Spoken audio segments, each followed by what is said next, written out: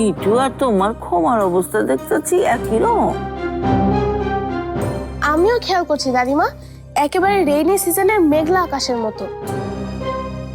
তুমি কি চাও না মিঠুর একটা ভালো বিয়া হোক?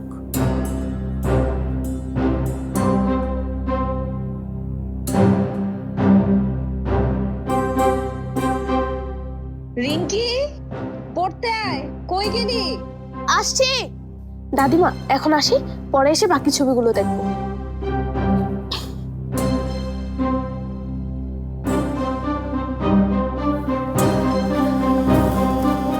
কি এলো? কথা কম না কেলা? কি চলতেছে তোমার মনের মধ্যে? আম্মা, আমার মনে হয় মিঠু কাল রাতে যে কথাটা বলেছে সেটা ও মন থেকে বলেনি, রাগ থেকে বলেছে। বাবা, আমার পোলার মনের খবর দিয়ে তুমি আমার চাইতে ভালো রাখো। আমি মা হইয়া বুঝবা পারলাম না, আর তুমি ভাবি হইয়া বুঝা ফেলাইছো। গ্রামের মায়ের লইয়া কি কিছু ভাবতেছ না তো? আম্মা, আমার মনে হয় মিঠু আর জবা দুজন দুজনকে পছন্দ করে। কি উল্টা পাল্টা খুঁজেছো বলবো? ওই মায়ারে পছন্দ করলে কি মিঠু চা দিতে চাই দিত? আর আমি তো শুনছি ওই মায়া বিশাল অভদ্র, বিদায় দিতেও নাকি আহে না কে তোমার ঘুরে। তাইলে আম্মা, ওদের মধ্যে মনে হয় মান অভিমান চলছে, আর সেই কারণে মনে হয়।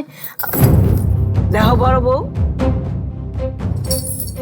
তোমারে আমি আগেও কইছি ওই মাইয়া কোনোভাবে এই বাড়ি বউ হইবার পারবো না। কেন পারবে না আম্মা? মেয়েটা ভালো, শিক্ষিত, সুন্দরও দেখতে। এই যে দেখেন মেয়েটার ছবি, এই যে দেখেন আম্মা। শোনো বৌমা, আমি কি চাই বালা করেই তুমি জানো। বালা একটা পরিবারের সুন্দর ভদ্র একটা মাইয়া চাই আমি আমার মিঠুর লাইগা। ওই মায়ার নাম তোমার মুখে আর শুনবার চাই না। আম্মা, আপনার ছেলে হয়তো আপনার পছন্দের ঠিকই বিয়ে করবে, কিন্তু কোনোদিন কি সুখী হতে পারবে? মনের মানুষের লোকে বিয়া না হইলে মানুষ সুখী হয় না। তোমার মামাও তো আমার সোনার টুকরা পোলার লোকে খুঁজছে তোমার বিয়া দিচ্ছে, তুমি সুখী হও না কে?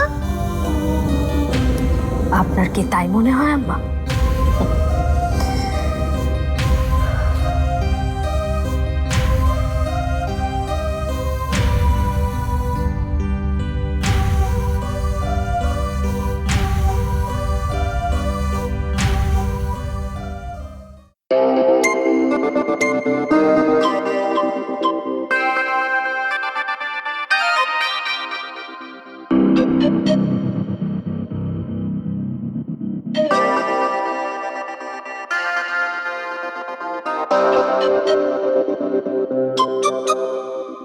কি হয়েছে?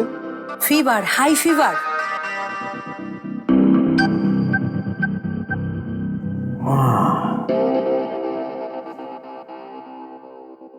কুর্মিটোলায় একজন, ঢাকা মেডিকেলে ভর্তি না হতে পারে বারডেমে একজন,